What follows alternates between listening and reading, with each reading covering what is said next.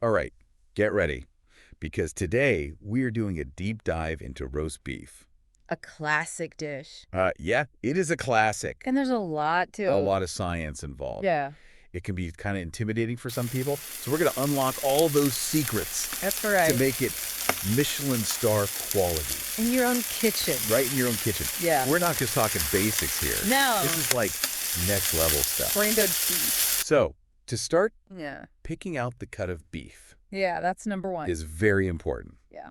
There are a few that our sources highlight: ribeye, sirloin, tenderloin, top round. Yeah, those are the main four. What should our listeners think about when choosing between these? Well, it's really about what you're looking for. Yeah. Do you want something super tender? Yeah. Do you want something really flavorful? Yeah, Or are you on a budget? that's a good point. They all have their pros and cons. Yeah, so let's start with ribeye. Okay, so ribeye. It's kind of known for being very flavorful. Yeah, ribeye is known for its marbling. Yeah. Those little flecks of fat Oh, yeah. that melt during cooking. Yeah. And that's where the flavor is, right? Yeah. The fat is flavor. So if someone's watching their fat intake, though, what would be a good alternative? So if you're watching your fat intake, Yeah. sirloin is a good option. Okay. Still very flavorful, Yeah. but it's a little bit leaner. Okay, great. Good all-arounder. And then there's tenderloin. Oh, tenderloin. Sounds fancy. Tenderloin is the most tender. Oh, wow. It really does just melt in your mouth. Interesting. But it is more expensive, Okay. and it might not have that same robust flavor as the ribeye. So it's tender, but Yes. maybe lacking a little bit of the Flavor. flavor. Okay. Yeah. And then there's top round. Yeah. Top round. What is that all about? Top round is very lean. Okay. It's budget friendly, That's good. but it can still be delicious. Okay. If it's cooked properly. All right, so we've got our cuts now. Yeah. Our sources talk about this 24-hour Oh, yeah. salting technique, Yes. like these Michelin star chefs. is key. What's the science behind it? Well, the salt Yeah. draws out the moisture initially, Yeah. and then the salt dissolves in that moisture, Interesting. and it gets reabsorbed into the meat, Wow. and it takes the flavor with it So it's like infusing the Yeah. entire cut deep into the muscle fibers. with flavor. Yes. So we're not being shy with the salt here. No, be generous. Okay. Really get it in there. And pepper and herbs, too. Oh, yeah. Pepper, rosemary, thyme, Okay. garlic, if you like. Mm-hmm. Really build up those flavors. Now, a little tip that they mentioned is Yeah, don't worry too much about oversalting because some of that's going to come off. exactly. Yeah, during cooking. Okay. It'll kind of balance itself out. So they also say bring the roast to room temperature before cooking. Yeah, that's important. Why is that? You don't want to shock the meat. Oh. By putting it right into a hot oven Okay. from the fridge. Yeah. So bringing it to room temperature for about an hour Yeah. will help it cook evenly. So we're not going to have like a cold center Exactly. and then Bam. like a burnt outside. Yeah. Okay, this is already It's getting good. way more complex than my usual routine. Oh, yeah. Okay. So we've Yeah. got our cut, we've salted it, Yeah. we've let it rest, we've brought it to room temp. Okay. What's next? Now we got to season it. Okay. I got to make that seasoning blend. Mm-hmm. So I'm talking fresh herbs, Okay. rosemary, thyme. Classic. They're classic for a reason. They just go so well with beef. Can't forget the pepper. Of course, got to have pepper. Gives it that little kick. Exactly. Now, one thing that they mentioned that was kind of interesting Yeah. is mustard powder. Mustard powder, yes. I wouldn't have thought to use that. A secret ingredient. Really? Yeah, it adds a savory depth Interesting. that you wouldn't get otherwise. Fascinating. Yeah. So salt-wise, what type of salt should we be using? Kosher salt or sea salt. Okay. They have a coarser texture, Okay. which creates a better crust. Oh, so that's why sometimes I feel like my roasts don't get that nice. Yeah, table salt dissolves too quickly, so you want something that's a little more coarse. Gotcha. And then for the final touch, we're going to make a simple glaze Okay. with olive oil and Dijon mustard. Just brush that all over the roast. And that helps create even more flavor. Flavor and crust. Oh, wow. Yeah. My mouth is watering already. Me too. All right. So we've got our roast. It's seasoned, ready for the oven. Okay. But before we crank that heat up, Yeah. we got to talk about low and slow. Low and slow. Yes. Why is that so important? Well, low and slow is the key to tender Okay. and juicy roast beef. Okay. Cooking at a lower temperature, Okay. like 225 degrees Fahrenheit, Okay. allows the heat to penetrate slowly and evenly. It breaks down those tough connective tissues Interesting. and turns them into tender morsels.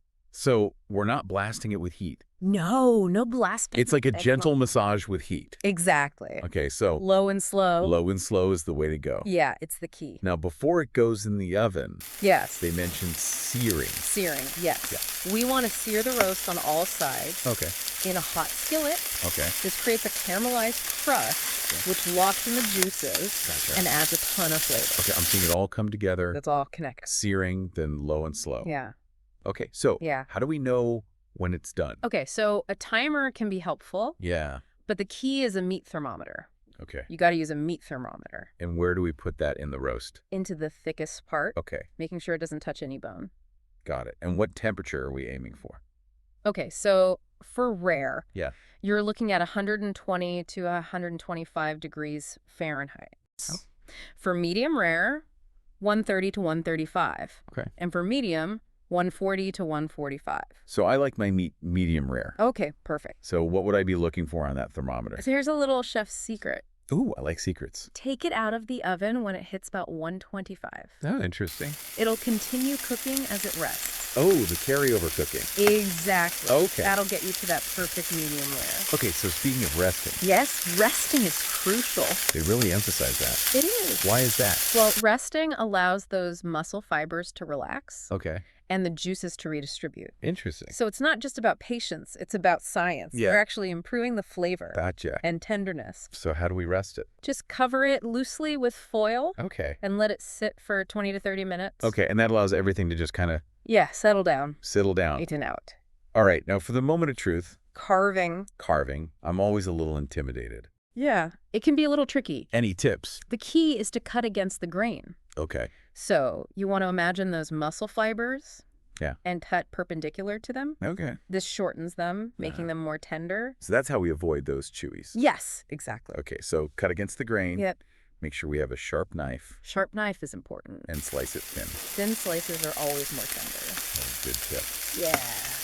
All right, welcome back to our roast beef deep dive. Yeah, we're ready for part 2. Part 2, we covered a lot in part 1, the basics. The foundations. But now it's time to get a little bit more advanced. Yeah, we're going to elevate those roasts. Michelin star style. Exactly. So let's start with accompaniments. Okay. Yeah. What are some Michelin-worthy sauces and sides Oh, there's so many good ones. that go perfectly with roast beef? First up, you got to have a classic Jess. Jess, okay. It's a rich, savory sauce Okay. that really captures the essence of the roast. How do we make that?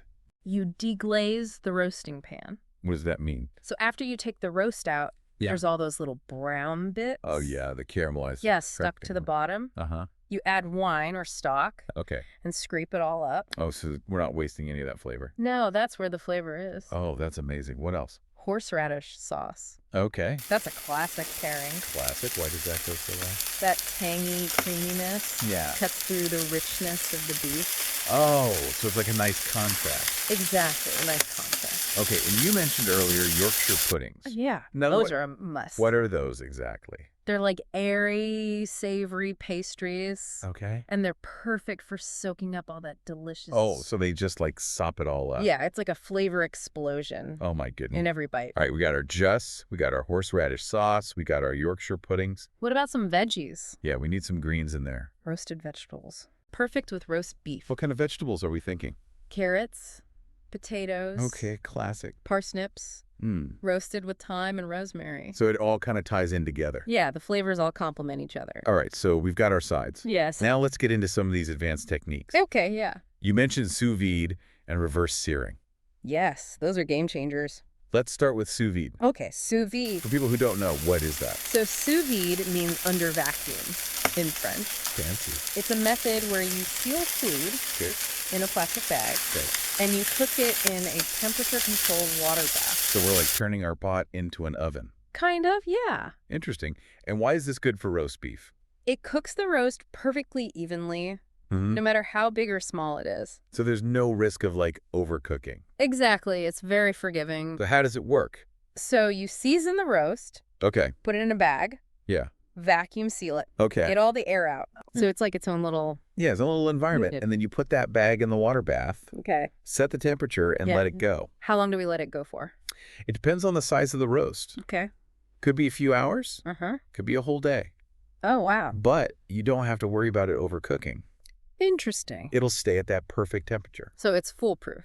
Pretty much, yeah. All right, so the roast is done. Okay. What do we do next? Take it out of the bag, Okay. pat it dry, Mm-hmm. and then you sear it. You still got to sear it. Yes, for that crust. Okay. You can sear it in a skillet Yeah. or under the broiler. Okay, so we get that nice crust even though it's cooked in water. Exactly. Okay, that's amazing. And then the other technique you mentioned, Reverse searing. reverse searing. So Yeah. what is that all about? So it's basically the opposite of traditional searing. Okay. Instead of searing before roasting, Yeah. we sear after. So we roast first, Yeah. Roast low and slow, and then we sear. then sear at the end. What's the benefit of that? It gives you even more control over the doneness, Okay. and it creates a really amazing crust Interesting. without overcooking the inside. So it's like the best of both worlds. Exactly. Now, I would think that if we're not searing first to lock in those juices, Yeah. it might dry out. That's a common misconception. Okay. But you're not actually losing that much moisture. Really? No. The low temperature roasting keeps it all in there. Wow. So we're not sacrificing Nope. any juiciness. It's all about technique. This is amazing. It's a game changer. I feel like I've learned so much. They too? This is incredible. Roast beef is a science, It really is. but it's a delicious science. It is. All right, welcome back to the final part of our roast beef extravaganza. The grand finale. We've covered a lot of ground, from picking the right cut to all those fancy techniques. Yeah, we've gone deep. But now it's time for my favorite part, The fun part, flavor. flavor. Yes. We talked about classic seasonings, Yeah, the basics. but how can we get a little creative? Ooh, yeah. Let's get Take creative. it to the next level. So think of your roast beef as a blank canvas. Okay, I like that. You can really go in any direction you want. So give me some ideas. Okay, for a Mediterranean vibe. Okay, I love Mediterranean food. You could try a rub with oregano, thyme, Okay. garlic, lemon zest. Ooh, lemon zest. Yeah, it adds a brightness. Okay, I like that. Cuts through the richness of the beef. What about if we want something with a little kick? A little spice. Yeah. Okay, try smoked paprika, Okay. cumin, chili powder, Getting spicy. a little garlic.